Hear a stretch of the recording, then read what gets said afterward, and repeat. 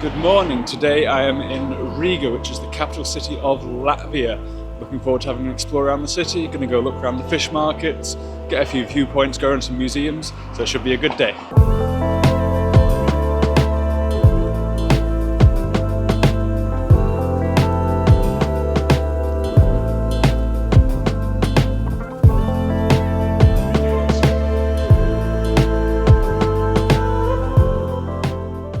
I headed from my hotel towards the fish markets, and on my way I passed by the central train station. So we've arrived at the Riga Central Market, so it's time to have a look around it. There are over 3,000 trade stands here, over an area of approximately 72,000 square metres.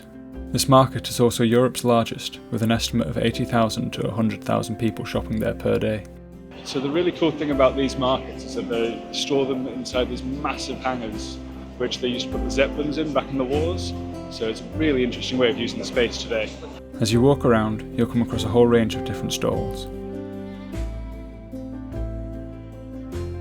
Made it into the fish hanger now, and believe me, you can smell it. It's a really, really strong smell. I could smell it before I was even in the room.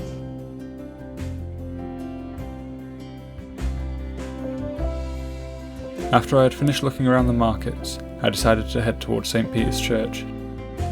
Just on the way now to St. Peter's Church, where I should be able to climb up and get a nice view over the old town.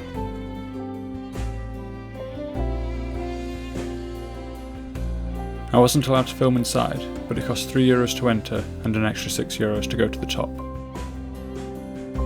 St. Peter's Church is a Lutheran church that has had multiple periods of construction and was most recently restored after World War II in 1954.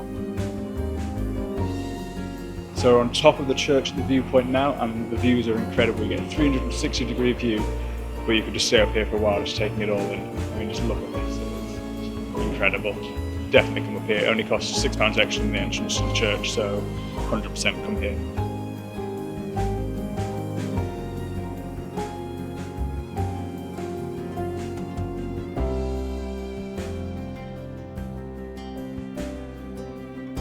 After finishing at St. Peter's Church, I wandered around the city to explore some of the sculptures and monuments that Riga has on offer, such as the Lema Clock and the Freedom Monument.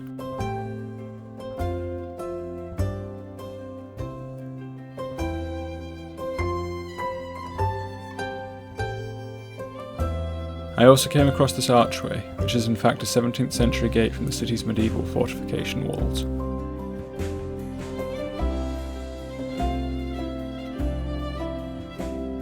Whilst exploring, I found the War Museum and went inside for a look. Entrance is free, and there are 7 floors that you can explore around, which is a lot more than I was expecting for something that was free to enter. The exhibits on show focus on different wars that Latvia has been involved in, including major exhibits on the First and Second World Wars. So I've been looking around a few of the landmarks. I'm just currently on the way to the cathedral to have a look inside there, so I'll catch up with you once we're there.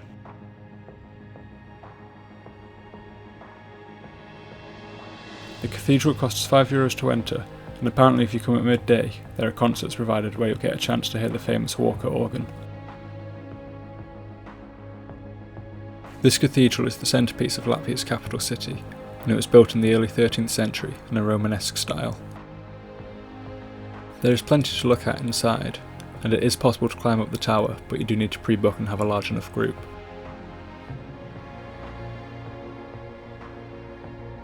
There is also a cloisters section that you can do a little loop around where you'll see a few more artefacts and statues.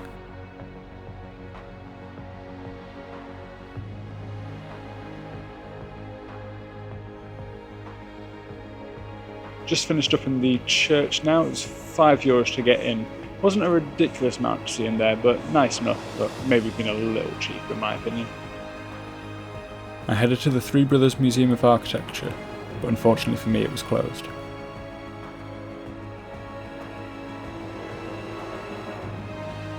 So unfortunately the Three Brothers Museum was closed. It was meant to be open until 4 PM according to Google Maps, so don't know why it's closed, but something must have been going on. So you'll have to go and check it out for yourselves and let me know what you thought of it, or if anyone local was watching this video, let me know what's inside and whether it would have been worth seeing.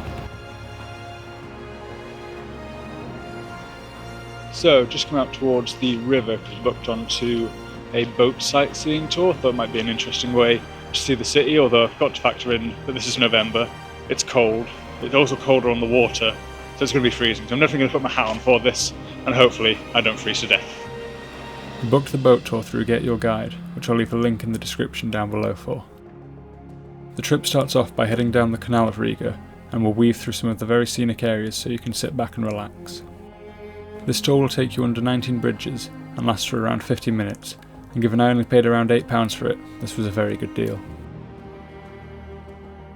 Towards the end of the tour, you'll also head onto the Daugava River, where you'll be able to spot the massive Latvian flagpole. The boat tour's now come to an end. It was about 50 minutes long in total, but it was a nice way to sort of see the city from a different perspective and also just get off your feet after a day of walking, so I would recommend it, but if you're maybe here in summer, because it did get a bit chilly, but they did say this was also the last week of doing it, so really caught it right at the end of the season.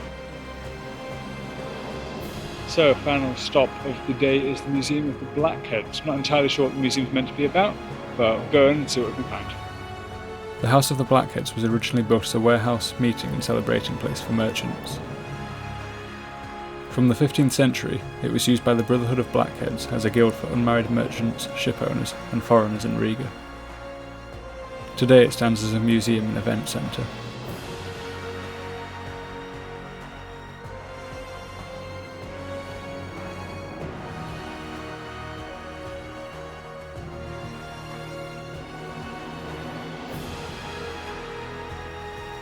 So, finished looking around the museum now, so it didn't take too long to go around. I thought it might be a bit pushed for time because I only had 40 minutes left before it was closing, but that did seem like plenty to see everything that was in there. You might need a bit longer if you want to read absolutely everything in there, but it was good enough to get a flavour, I thought. So that's pretty much it for the day now. I think I just need to find myself some food and then get back to the hotel. I went to a place called Folk Clubs for tea, which often has live music later on in the evening, and I got myself some Latvian meatballs, which were very tasty.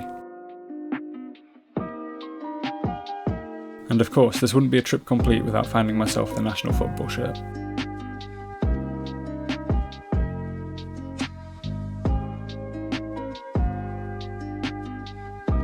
So, international football shirt has now been secured for Latvia. Managed to find it in a shopping centre in the centre of the old town, so nice and easy to find. Cost me €100, so I'm pretty sure these shirts are getting more expensive the more I buy them. I think the entirety of the world is onto me, so I need to be careful.